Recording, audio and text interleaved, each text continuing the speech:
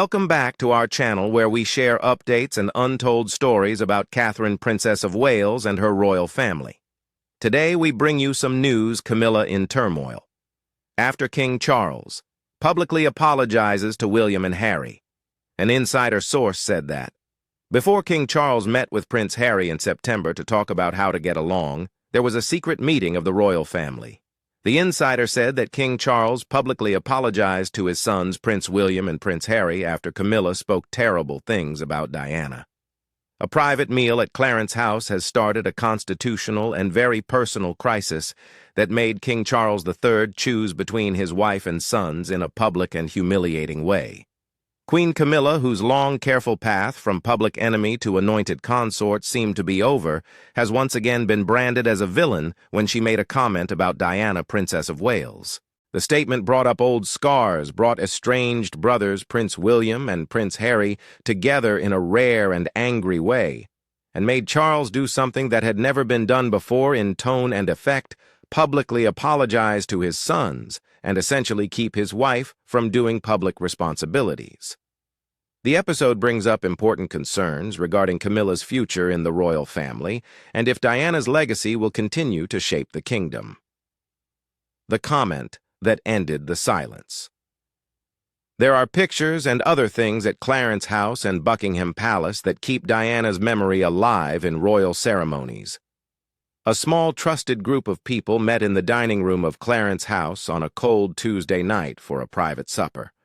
The guests' friends and longtime aides knew the ins and outs of royal life, its duties, past tragedies, and the way things are done at home to keep delicate issues out of the public eye. What started as a normal chat turned into a delicate memory. At one point, a visitor said that the King and Queen's philanthropic activities were a continuation of Diana's legacy.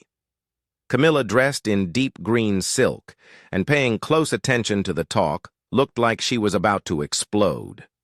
Her response, which was casual in tone but full of meaning, became cruel. Well, we have to be honest. We all knew she wasn't quite stable, right? Diana was only very good at making things go wrong. It seems like she still does it even after she died. The insult alone didn't make the comment so combustible. It was the setting a private dining room in the home where wounds had been kept open for a long time. The room became quiet. People's eyes turned to Charles. Some visitors moved about trying to hide their displeasure. A young waiter who was removing dishes heard the sentence and stopped. People started talking again, but the remark's gasoline had already been poured into the home. The phrase moved beyond the room after only a few hours. The servant was scared and didn't know what to do, so he called a buddy who worked in royal communications. That acquaintance, who had been trained to do so, sent the gossip in an encrypted message to a journalist they trusted. Once the sentence got into the hands of writers and columnists, it grew. Tabloids, which like simple stories like Diana versus Camilla, made it a front-page story. It became slogans on social media. The following morning, the rumor was the news. Prince William was in his Kensington office looking over files from the Duchy of Cornwall when he got a short, shocked message. He had a strong, instantaneous reaction. His jaw tightened and an old knot of anger and anguish came back. She dares to insult my mother, he said, his voice full of pain from remembering Diana's death and the years of scrutiny that followed. Prince Harry was just as angry when he got the same message while at home with his kids in Montecito. He had carried his mother's memories across seas and through interviews. A contemptuous comment from someone close to his father seemed like a new betrayal. He warned Meghan, "She's gone too far. This time she won't get away with it." The brothers, who had been separated for a long time and were frequently ideologically far apart, were suddenly united by a common goal: protecting their mother's honor. The way the comment left the room is just as important as the words. It wasn't a leak from a foreign reporter or an assistant who made a mistake.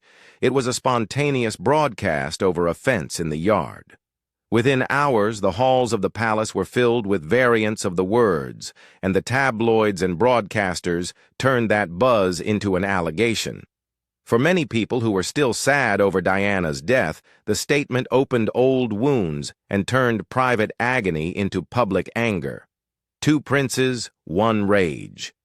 William and Harry behaved in separate ways, yet they both had the same goal. William, who had learned the math of public life, liked to make patient, careful moves. Harry, who had learned how powerful it was to get people involved right away while in exile, wanted a more active reaction. Their goal was to protect their mother's heritage and punish the person they thought had done wrong. This took them onto a road that they all agreed on. William was up all night at his Kensington office, going over the dinner scenario. Over time, he had learned how to control how others saw him by carefully planning his appearances and making remarks at the right moment. He also had a hidden wrath that was fueled by vivid memories of his mother's most vulnerable times. The comment hurt not just because it was mean, but also because it suggested that the family's most traumatic time might be carelessly looked at again inside its own walls. He got together a small trusted group of advisors, including communications staff, a longtime palace assistant, and a buddy who knows people at credible news sites. Their job was simple: bring back the moral story of Diana without getting caught up in a show. Harry's response was quick and public. He set up a video chat at daybreak, which crossed time zones. When the brothers spoke, the tone of the discussion was both old and new. William weighed every word, while Harry spoke from the heart. There was a moment of silence. Two mature men, both dads, called by the same agony. William remarked in a calm voice, "We are not going to let her get away with this, Harry." Harry said, "I'll make the whole world see what she is," with anger in his voice. He wouldn't allow institutional respect to get in the way of what he saw as a personal and moral wrong. The tone of their strategic approaches was different. William came up with a surgical strategy that included little reminders of their mother's kindness and service, carefully chosen archive photographs, and private briefings to renowned journalists that changed the story from retribution to empathy and remembering. The goal was to shift people's memories back to Diana's humanitarian legacy, and in doing so, weaken some of Camilla's hard-won acceptability. Harry leaned on the stage in front of everybody. He always spoke about Diana as a moral force in interviews and public events, whether the topic was Invictus or family life. He said that any assault on her memory was an attack on the ideals she stood for, such as caring for others, being empathetic, and standing up for the weak. His speeches had personal stories and emotional power that couldn't be ignored as just palace squabbling. The brothers worked together without any fuss for the first time since Harry left Britain. William's team put out carefully picked pictures and old documents that showed how kind Diana was. Harry then did forthright interviews that made it clear who he was talking about without identifying Camilla. William's behind-the-scenes accuracy and Harry's public push together created a ripple that became bigger. Social media, which tends to favor binary stories, made the problem more clear-cut by turning it into moral absolutes. People split into two groups: those who wanted to hold people accountable and those who wanted to be careful. Once again, a public discourse that matched private sorrow divided Britain. The Prince's Move. William's campaign progressed like a chess player moving pieces forward. He started with a symbolic distance. William decided to stand aside from the king and queen on occasions where they maybe put Catherine clearly at his side, and turned down chances to take pictures with Camilla, saying he had other plans. Those little things done again and over were signs of disapproval without a big fight. The media, which was looking for meaning and gesture, saw the gaps as an internal alignment. Journalists who had made connections at Kensington found their phones vibrating with tips. Old photos of Diana came back to light, showing her with kids and on unguarded charity trips. Reputable news sources shared old off-the-record interviews and tributes as reminders of what went wrong rather than as nostalgia. The goal was to bring Diana's attributes back to the public's attention and remind them that her example helped make the monarchy popular in contemporary times. William's team told renowned royal analysts and old friends about the situation in a way that made it seem like they were protecting the royal family instead of seeking revenge. The story they told was planned. Diana's work had lasting value. Her presence made the institution more moral, and her legacy needed to be protected. The tone was not only accusing, it was also remedial. In less than 48 hours, popular opinion changed. Tabloids printed hurried replies, whereas broadsheets thought about mourning and the duty of institutions. The narrative grew from a comment over dinner to an issue of who should take care of the memory of a princess who is still a strong cultural force. Harry's input from across the Atlantic was different. When Diana's name came up in an American TV interview, Harry quickly and personally said, "My mother was a light. She was the monarchy's heart. I won't let anyone dim that legacy." He didn't say Camilla's name, but it was clear who he meant. The video spread across the world in a matter of hours, making people feel sorry for the people involved and raising the moral stakes. Harry's words made the defense of Diana seem like more than just a family issue. They made it seem like a moral duty for everyone. The brothers' combined efforts, William's steady drive and Harry's passionate public surge gave them momentum. Their modest effort and the viral tide came together. There were tributes and angry comments all over social media, and the press made lists of previous mistakes and contemporary mistakes. Camilla's hard-earned reputation was starting to fade again. For the first time in years, William and Harry were not only siblings who didn't get along, they were also working together to get the public back on their side. The King's Judgment. The headlines hit like punches. One tabloid said, "Prince William turns his back on the Queen," while others spoke of leaks from the palace. The story gained momentum because it originated from within a family feud, had turned into a fault line in the institution. For Charles, the crisis turned private memories into public events. He had realized in his mind that the past could not be completely buried. Diana's public existence had been too bright. He thought that time and a new family would change how people felt. The order of events showed how wrong he had been. He felt guilty on several levels for Diana's final years and the loneliness they brought, for selecting a route that made his boys feel betrayed, and for a moment of private disregard that turned into a public disaster. He composed a message that was official but yet quite personal late that night. "William, Harry," it started, "I know you're hurting. Please meet with me. I've allowed the space between us to develop for too long. We need to have a chat. Not for the sake of the monarchy, but for the sake of our family. Your father, Charles." The letter was an olive branch through a lot of anger, a way to be seen, and maybe start to repair the closeness that had been broken by years of public life. Charles was scared about the encounter. Any meeting might be seen as a reconciliation, a confession, a resignation, or a strategic rearrangement. But quiet felt worse. The monarchy can only work if people see the family as a moral guide for the country. It was terrible that a public institution was falling apart into private fights. It was even worse to think that unresolved sadness may undermine the monarchy's historical continuity. Charles wanted to own his mistakes not only for political reasons, but also because he realized maybe too late the moral weight of becoming a parent. The fight. The discussion was held in a chamber at Clarence House, where many tough talks had taken place before. Charles sat at the head of the table. William was on his right, calm and serious, since he was in charge of the public. Harry was on the other side, tense and unpredictable. William started off like a lawyer. "You didn't keep her memories safe. You let Camilla stand there and spit on the legacy she left behind.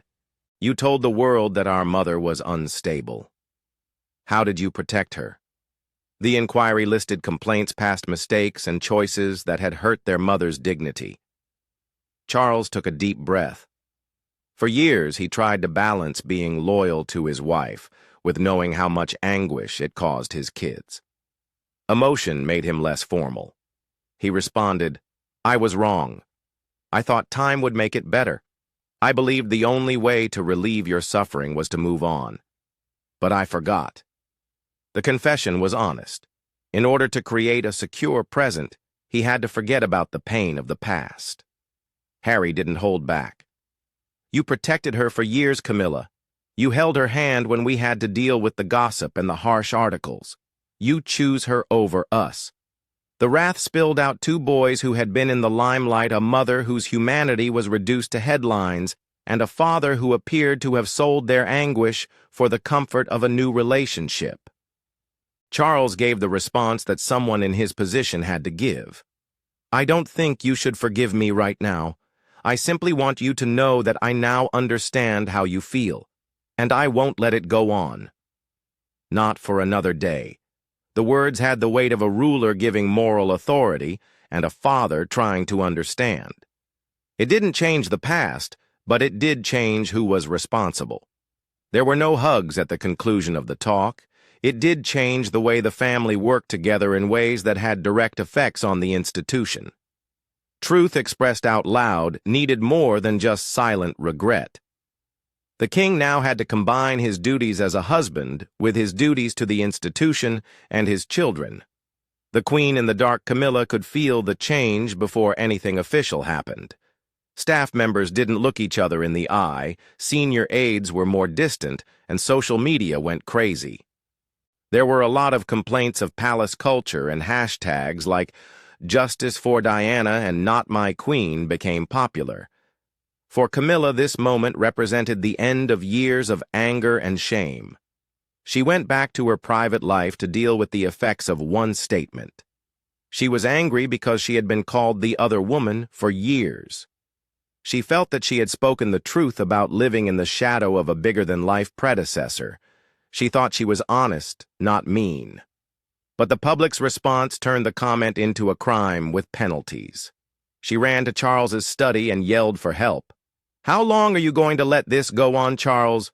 she asked. "William is slowly but surely ruining me. He plans everything from the content to the staff's appearance. He wants to make me the enemy of the whole kingdom, while you simply sit there weak and quiet." Charles's answer, which was slow and authoritative, hurt. "It's not William who has made you lose respect. You said it. That one harsh thing you said ruined all we have worked so hard to accomplish. I have let my boys suffer for too long. I let Diana go through anguish. I won't let you break up this family." From then on, the palace had to follow new rules. Charles called together his most trusted home advisors and legal consultants and made a decision that affected both him and the institution. Camilla's public obligations would be cut down, at least for a while. The official announcement, which was carefully worded to protect her dignity, said, "Queen Camilla will be temporarily stepping down from her royal duties at her own request to focus on personal matters." The language was meant to make the resignation seem voluntary, while yet recognizing an uncomfortable truth. There was no doubt about the impact.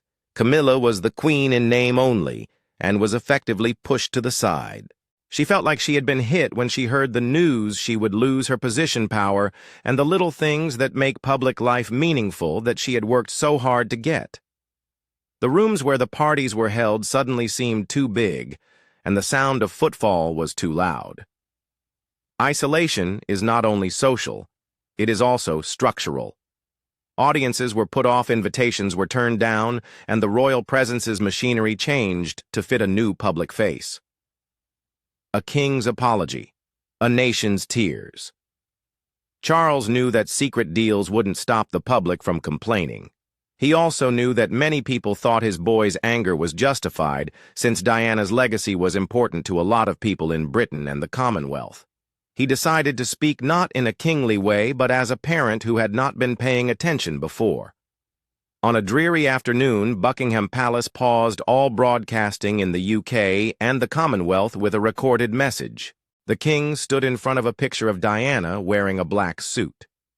Pundits would look at the picture every minute. He talked in a way that made him seem tired yet determined. He answered, "As your king, I have a duty to this nation. But first, as a father, I have a duty to my sons. Sorry, William and Harry. I have let them hurt for too long. I have hurt their memories of their mother, Diana, Princess of Wales, by not saying anything. I was foolish to believe that time could heal their wounds, or that we had to ignore the past in order to go on. I'm sorry I didn't keep you both safe. And I'm sorry I didn't do more to defend and support Diana's legacy. The words hit like a huge admission. People gathered outside Buckingham Palace. Some had placed flowers at the gates following Diana's death. When they saw the news, they were shocked and then cried and hugged each other. Television outlets broadcast the speech again, and many on social media were thankful and relieved. Some people thought the apology was long overdue and necessary, while others said it highlighted bigger issues about the king's previous decisions and the responsibility of institutions. The apologies made the problems in the home worse.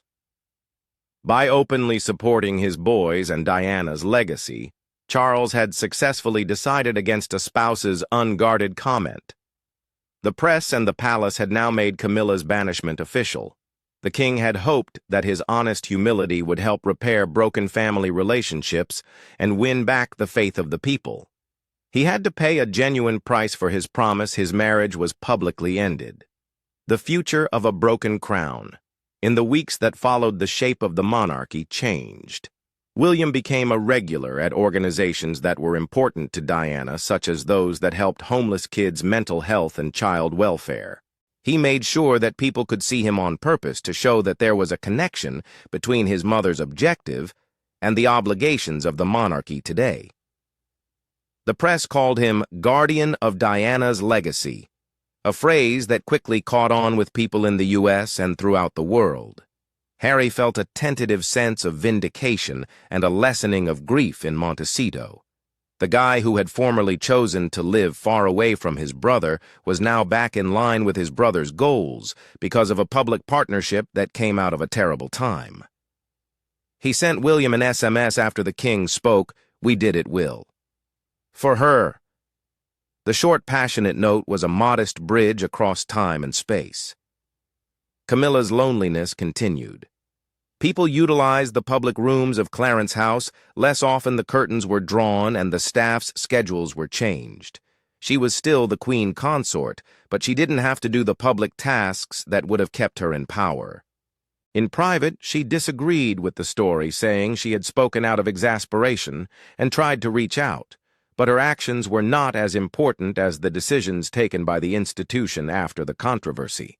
For a woman who had gone from being an outcast to a consort, the return of public anger was a cruel turn of events. It was a bittersweet time for Charles. His public admission put him in touch with his memories and family, and it may have helped him get back in touch with his sons. For many, it brought back a sense of moral clarity that had been missing. But there was no denying the cost his marriage had ended, and the palace, which was based on continuity, would suddenly be under more public scrutiny and internal reorganization. There were substantial but modest effects on the Constitution. A consort's public function is more than just ceremonial. It is a part of the country's symbols. Reducing that duty in reaction to popular anger shows that public opinion may affect royal duties. Governments and Commonwealth nations kept a careful eye on things. Officials thought about whether public diplomacy and symbolic continuity could survive such a dramatic family split. There were still questions, and they weren't just personal. Would Camilla get her job back? If so, what are the terms? Would her title merely be a figurehead, or might a well-planned service program help her regain her status? Would William and Harry's friendship last when the anger died down? Could this lead to a private reconciliation, or was it just a strategic move that would fade as public interest faded? The incident also showed how Diana's memory is still an important moral and cultural touchstone for Britain and much of the Commonwealth. It showed how weak the contemporary crown can be when private problems turn into public fights. The monarchy has always relied on people seeing it as stable, trustworthy, and morally right. When family moral problems become public, the monarchy's legitimacy is put to the test. For now, William and Harry agree on one thing: they want to keep their mother's memories alive. Charles has said he's sorry and done things that changed the public role of his consort. Camilla is still queen in name, but for now she is a figure in the shadows. The following few chapters of this novel will be very important. They will decide whether the family can find a new balance that acknowledges Diana's role in public remembrance, while also including a live partner who wants to help. They will demonstrate whether Britain's constitutional culture can adjust to a period when personal sorrow and civic responsibility intersect so conspicuously. And they will show whether a king's public acknowledgement of failure, which was meant to repair familial rifts, can be both a way for people to make up and a way to keep an institution stable that has until now depended on a carefully maintained quiet. The palace is now experiencing an uncomfortable dance. State duties are moved about. Charities and patronages are looked at again. Aides get used to a new reality where the language of sorrow and regret has taken the place of the normal ceremonial script. People who have been fans of the lady who died in 1997 are keeping a careful eye on the situation. The royal family, its members' advisors, and the country they represent has been given an unexpected and difficult second opportunity to deal with the past, redefine loyalty, and determine collectively what the crown will stand for in the years to come.